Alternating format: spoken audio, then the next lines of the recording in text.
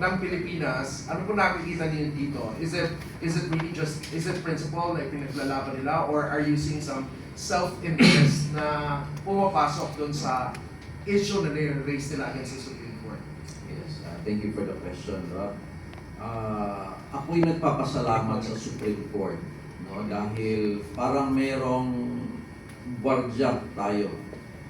Nilagay ng Diyos ang Supreme Court para bantay. Kasi nakikita talaga na politika. Kasi kung hindi politika, dapat napabilib ang Supreme Court. Kunwari ngayon, nag-file sila ng impeachment ulit. Dapat napabilib ang Supreme Court before the impeachment kay VP Sara. Dapat mailang buwan, sige sila galit ng galit sa mga flood control, corruption. Tapos iniisa-isa nila lahat sino yung involved doon sa mga korupsyon.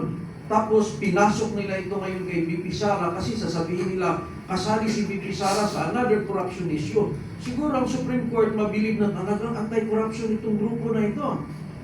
Pero ano nangyari? Doon sa flood control, corruption, ang tahimik. Ang tahimik. No comment. Ngayon, papasok agad kay VP Sara ang issue. Sa lumang issue na ng confidential funds.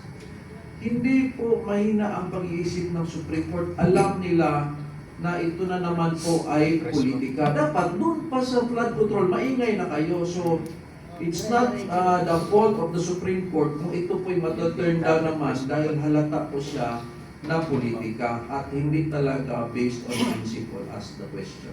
Thank you, Dr. Mata. How about you po, Miss Penny? Ano nakikita nyo sa issue na to? Na, nag-iingay on some of the legislators and those others that are obviously also against the Vice President.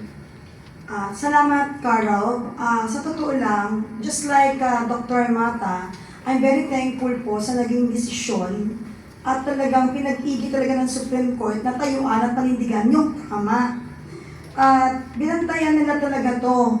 Kasi magiging parang nakakahiya mas lalo kapag kinatigan sila ng Supreme Court. Dahil alam natin, mulat sa pool, mali. Dahil alam mo, lahat ng bagay na inumpisahan mong mali, hindi mo pwedeng tapusin ng tama.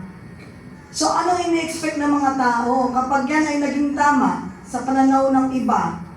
Pero umpisa pa lang, alam na lahat ng taong bayan at ng Pilipino na mali ito, naglulukuhan tayo, ito'y parang isang sarsuela. Sa totoo lang po, ginagamit nila sa pamumulitika at pansarili yung mga isyong pinaninindigan nila. At tulad ng sinabi rin po ni Dr. Mata, ang issue sa flood control ay isang mahalagang problema na talagang dapat tutukan. Pero tila nakatutok ang pansin sa impeachment complaint laban kay VP Sara Duterte. Alam naman po ninyo at ayon din po kay VP Sara, ang investigasyon sa mga proyekto ng flood control ay too little, too late, at para pong sarsuela. Nagpapahiwatig ito na may motibo sa likod po ng investigasyon. Amin din pong pinag-aaralan at nagmamasid-masid kami kasi mahirap po yung tira pasok tayo. Salita ng salita, pero sa huli lulunukin mo lahat ng kinain mo. Just like VP Sara, nag-observe siya, tahimik lang. Pinanonood lang sila kung paano nila guyuin ang taong bayan. At binigyan din po ng atin pong VP Sara ang korupsyon sa mga proyekto. Ito ay hindi po bagong mga pangyayari sa mga nakaraang administrasyon. Ang tanong dito, Carol, tulad din po ng tinatanong niyo sa amin, bakit nakatutok ang issue lagi kay VP Sara? Marahil po dahil sa mga aligasyon ng korupsyon at pang-aabuso sa pondo. Ngunit, ang mga grupo ng civil society at mga oposisyon ay dapat din tutukan. Yung tunay pong issue dito sa bansa ay ang flood control. Yun ang dapat makontrol, flood control. Dapat tutukan nila at ikontrol na rin nila ang kanilang mga sarili na manindigan sa mali at gusto lang nilang tutukan at tayuan. Dahil ang bansang Pilipinas ay hindi lamang personal na kanilang gusto at personal na buhay nila. Ang mga aligasyon nila po kay VP Sara, sa totoo lang ginagawa nilang katatawanan ang atin pong bayan. Ginagawa nila po tayong tanga. Ginagawa nilang uto-uto ang mga Pilipino. Mula sa poll, alam naman natin kung ano ang kanilang agenda. Dahil kung hindi isa sa agenda nila na talagang i-control at tanggalin o kasuhan at maging madumi at masama sa mata ng taong bayan si VP Sara. Yun po ang kanilang agenda dahil natatakot po sila na ito po ay magkaroon talaga ng liwanag at malaman ng totoo na makita naman yun sa Google observation. Wala nga silang makita. Malinis. Yung opisina po nila nakakalimutan na nilang linisin. Dahil kontrolado pa rin nila yung mga nagmamasid at nagbibigay ng opinyon para sa kaalaman ng taong bayan. Maraming media po kontrolado. Marami po tayo mga politiko, opisyal ng gobyerno na kontrolado nila dahil po sa salapi. Kaya nga po, sabi ko, Karod, kahit anong talino ng tao, kapag ang bibig nakasara, baliwala eh. Sa mga panahon ngayon at oras natin ngayon na talagang nalilimahid ang ating bansa dahil nga pinapabayaan natin silang magsalita ng magsalita tapos nagpapamedya pa, saan ka nakakita? Bitbit nila lahat ng dokumento pero nasa ibabaw mukha po ni VP Sara. Ano ibig sabihin na to? Palabas? Pagkatapos may panawagan at nagsisigawan, impeach. Impeach, practice po yun. Ang nagtuturo po at nagpa-practice ay isang pong kinatawan ng isang party list na ang nangingibabaw ay ang kanilang pagiging guro, ang pangalan ng party list na yun. Pero hindi naman siya guro. Kaya nga po, siguro, hindi po siya guro, siguro. Pero lahat po ng bagay may hangganan at hindi po ninyo malilin lang ang katotohanan. Karab? Nakita niyo ba yung parang late file din, tapos di ba may parang kariton? Opo. Ako medyo ako din kasi politics nga ako, di ba? Tapos at the same time, ako din all of those, it's very choreographed. They all raise their piece, gaganon sila, nagtam sila doon sa linyang yon. Tapos kung titignan mo yung isang babae doon, nagpipilang siya ng steps. Opo, talagang So, but anyway, kakakot. napansin ko rin po na parang ang theme ng sinasabi nila ngayon is that yung sinasabi nilang independence daw. No? This is compromising the institutional independence of Congress. So kung pagbibigyan natin ito, ano po ang possible dangers if we try to understand the institutional independence of Congress that ano yung magiging danger nito para sa demokrasya natin and accountability? Well, sa ating system of government kasi Rob, no? Sa mga kapwa ko, estudyante ng political science at batas, there is no such thing as real independence among the three equal branches of government. They are closely working together for what? The benefit of the people. And when we talk of the benefit of the people, ano ba ang maganda para sa taong bayan? That is, make sure na ang ginagawa ng ating pamahalaan o mga opisyal ng pamahalaan ay naaayon sa ating saligang batas, naaayon sa mga umiiral ng mga batas at alituntunin. Pag sumalungat po tayo dyan, ay hindi ito makahulugan doon sa sinasabi ng ating mga mamamayang Pilipino na sila ang umakda ng ating konstitusyon. So, there is no such thing as real complete independence of these three major departments or branches of government, executive, legislative, and the judiciary. They work closely together, they coordinate their actions to make sure that the welfare of the people would be primordial in the government action. Pero balikan natin itong issue ng corruption. Kasi pinag-aralan ko yung sequence of events for the past 2 years after the election of the President and the Vice President in 2022. Maganda pa yung samahan ng unit team for 1 year. Then, nag-umpisa ng mabuwat. Bakit po kanyo? Dahil doon nag-umpisa yung massive corruption in government. Not just in public works, but even in other agencies and departments of government. Diyan sa Finance Department, Customs, BIR, Department of Agriculture, Health, Information, etc. Lahat ng sangay ng Executive Department, malawakan ng corruption. And alam nyo lahat yan, alam ng taong bayan yan. At hindi na nila maitatago itong massive corruption, more particularly in the public works.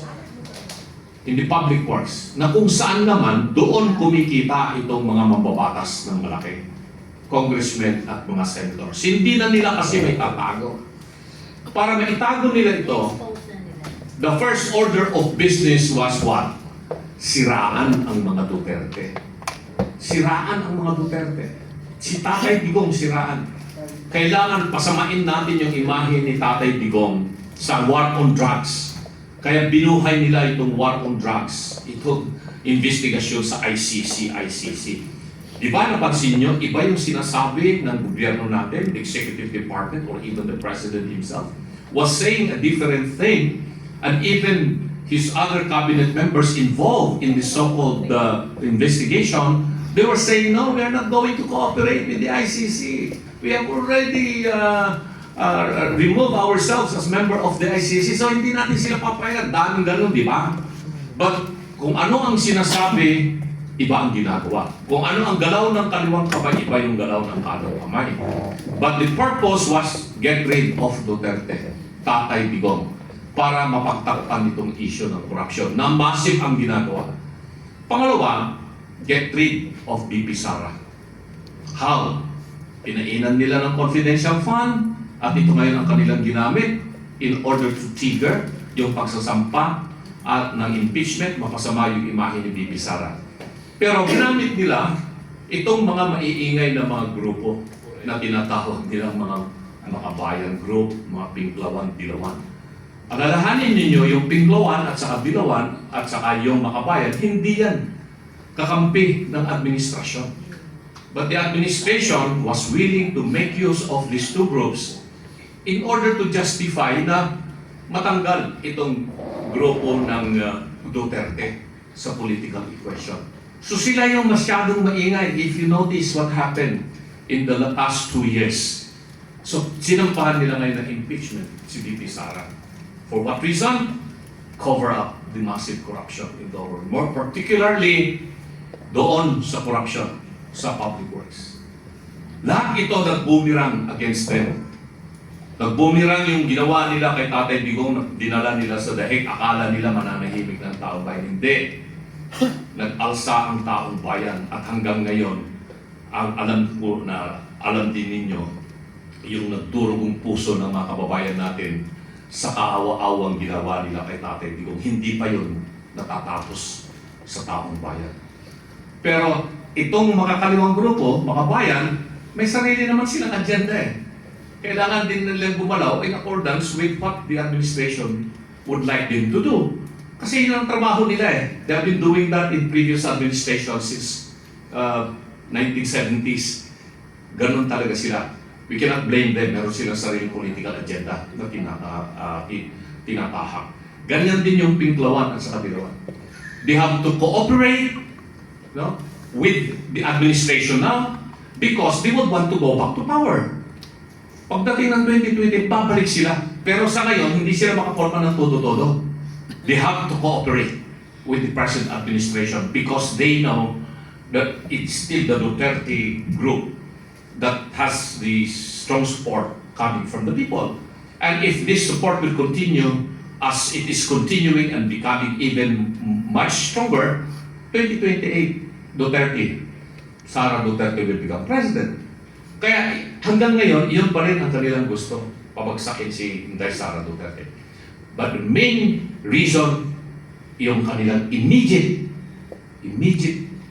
motive or intent or purpose, cover up the corruption. Cover up the corruption. Hindi sila nagsaksi. Nag-boomerang yung impeachment against BP Sara. The administration has to make a new drive. Cambio sila. panibagong direksyon. That was the time when the President, in his State of the Nation, came up with this statement. Mahiya naman kayo. Because hindi na nila may tatago eh. Lantad na eh. Talagang wala na silang magagawa. Sumabog na eh sa kanilang mukha yung pinaggagawa nila. So for them to save their face, save themselves, the executive, and at the same time the members of Congress, they have to conduct this so-called investigation now. As to whether the investigation is in depth and really go after all those involved in this massive corruption about flood control and other infrastructure projects, that we are not certain.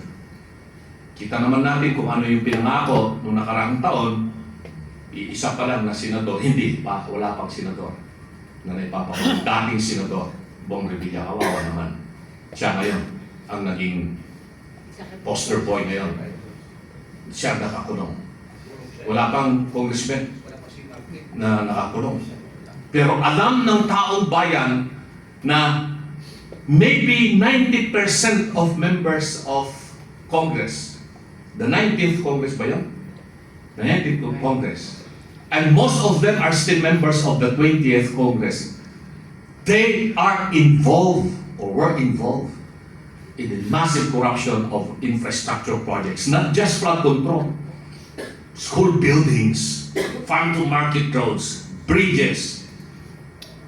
Massive talaga yung corruption at hindi nila matatap. So ngayon, gusto nila uling mapagtakpan yan. They want to continue covering up para maiwasan yung issue. That's why they have to come up with these impeachment cases. 5 against una, Sham impeachment. Sinampa nila against President. Alam naman natin yun. Didismiss yun. No? Tapos ito ngayon, yung filing of 2 impeachment cases. By whom? The Pinklawan and the Dilawan group and the other one from the Makabayan. Kasi nga, kasama sila doon sa grupo ng administrasyon. No? May sariling agenda itong dalawang grupo na ito eh. No? But the main purpose again is cover up natin yung investigation sa flood control para ma-focus na naman ang investigasyon or dito sa soap opera ng impeachment against BP Sara. But ang taong bayan, hindi na po maniniwala dito. Kung sino man po yung mga congressmen na mag-i-endorse at pipirma, kung sakali man pong ang kanilang objective, makakuha uli sila ng 1/3 of members of the House. Yun ang bang members ng House na yun? 306? 306 I think. So they need 102 signatures para madala agad sa Senado. Doon naman sa Senado, may mga atap-atap na mga membro doon na, sige, isang pa nila kagad dito yung impeachment na yan at umpisa na rin namin ito dahil hindi na nila kakayanin talagang yung investigasyon sa flood control doon. Wala na silang magagawa yung mga ibang mga senador doon eh. Talagang hindi na naniniwala ang taong bayan sa mga pinagagawa nila doon sa Senado. So inaasahan nila may isang pa yung impeachment sa Senado against BP Sara. And I think they are going to do that. That is the direction. But remember, alalahanin ninyo mga minamahal na kababayan. Lahat po itong ginawa nila kay Tatay Digong, pagsampa ng impeachment kay BP Sara, at kung ano-anong mga ginagawa nila rito, pati yung pagbunyag na ginawa nilang mahiya naman kayo. Lahat po ito ay para panakip butas doon sa malawak at malalim na issue ng corruption dito sa Plaza sa lugar ng